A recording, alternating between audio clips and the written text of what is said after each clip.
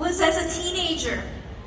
And I remember struggling as a teenager because I was still very frustrated and angry about being different.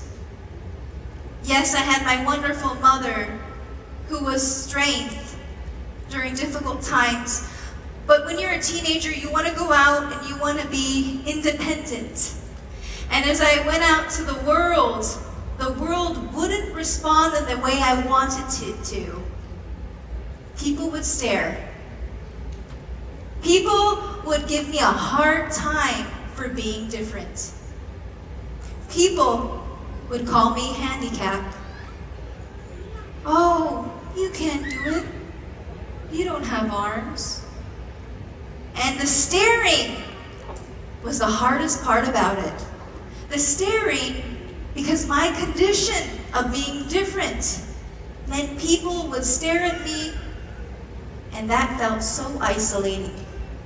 One day, I was at the store, and I went to the store to find my nanay in the store, and she didn't have a cell phone at the time. So I was tasked with trying to find her in the store, and the store had a couple hundred people. It was a busy day. Everyone was shopping, kind of like the malls here. Really busy. And I was trying to find my nanay in the store, and I went up and down these aisles at the store looking for her, and I could not find her anywhere. And then I thought, well, maybe she's over there in the cash register line.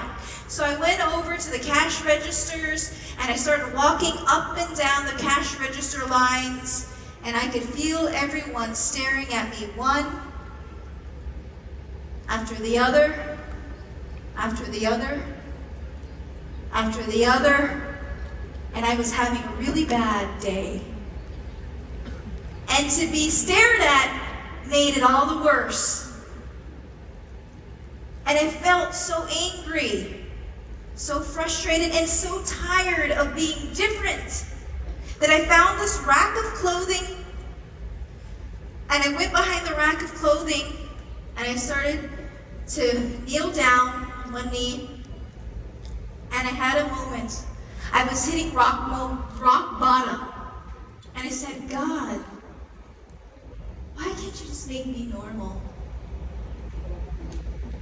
Why did you have to give me this hardship?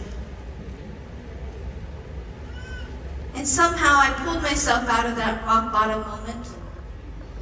I finally found my nanay. I drove her home that day. And 1 week later, true story. This is my favorite story in my book. 1 week later, I was at the same exact store. This time, I was putting gas in my car. Yes, I gas up my car with 1 foot. I hold the gas pump like this, and I'm standing on my leg. I'm gassing up my car, and I'm by myself, gassing up my car, just waiting. And all of a sudden, I feel like someone is walking behind me.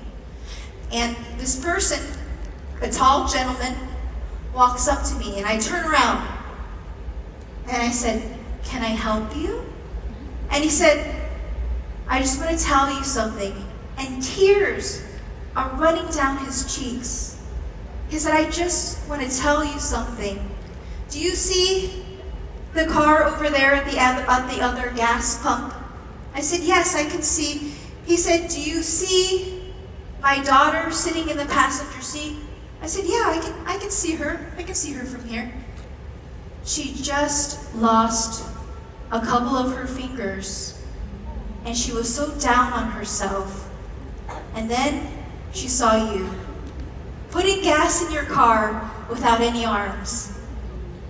And it was as if this moment was God telling me, you are more than the small ways in which you are thinking about your life. I will use you to inspire people who need hope.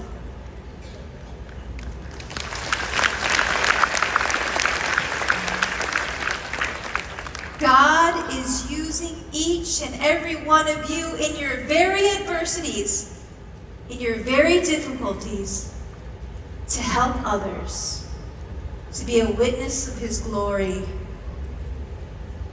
And we are so blessed, so fortunate to have such a profound faith, to have the Holy Eucharist, which give me goosebumps every single time I share that with you. How blessed are we? How blessed are we to be a witness to the world of God's love? May you continue to be that to others, to believe to Him you are enough. With God, all things are possible.